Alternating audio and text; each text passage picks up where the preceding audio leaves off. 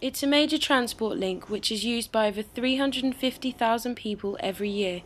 But once again, the 500-year-old Hythe ferry is facing more threats to its survival. A travel scheme which since now has been funded by the District Council enabled the disabled and elderly to use the Hythe ferry services for free, but come the 1st of April that scheme will only apply to buses. It looks like some of that subsidy is going to be disappearing.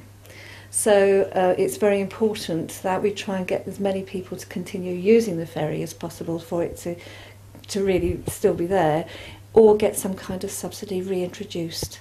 And to have concessionary fares for older people, I think, is such a good thing, because it saves everybody money and it saves using the roads too much as well. On average will give us a loss of £55,000 a year. Currently, that's been the same for the last 2 years, which is, in the scheme of things, quite a big loss. But it's more a loss for the pensioners of Hythe in the local area, because they use us en masse. And a lot of them won't be able to travel for various reasons. The bus obviously does bring them down here, then they can get on free and go across. It is slightly quicker, breath of fresh air, in some respects it's greener, but they'll stay on the bus now. But I think what we were hoping that with this taking place in April is that if we could maintain a third of those passengers, bearing in mind they'll actually be paying, that would probably cover what our losses would be. But there's just no guarantee of how that will work. And when you bear in mind what it costs to actually run an ancient train, one ancient boat, plus a new boat, and that runs at almost 14-15 hours a day. So there's a lot of maintenance issues we have to keep up with. A 700-yard long Victorian pier, a lot of money goes into that. We've just bought brand new railway to redo the railway this year. So it's a lot of money it takes to keep it going.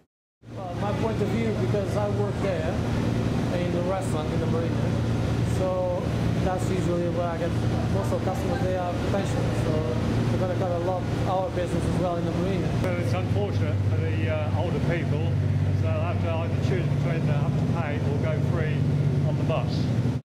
Well, if it's going to affect the ferry, it's going to sort of get in the way of people's pleasure. I mean, the ferry is a lifeline to between Hythe and Southampton. 8 to 10 years ago, Hythe ferries were hitting their highest passenger numbers on record. But in recent years, commuters have reduced in size, corresponding with the recession.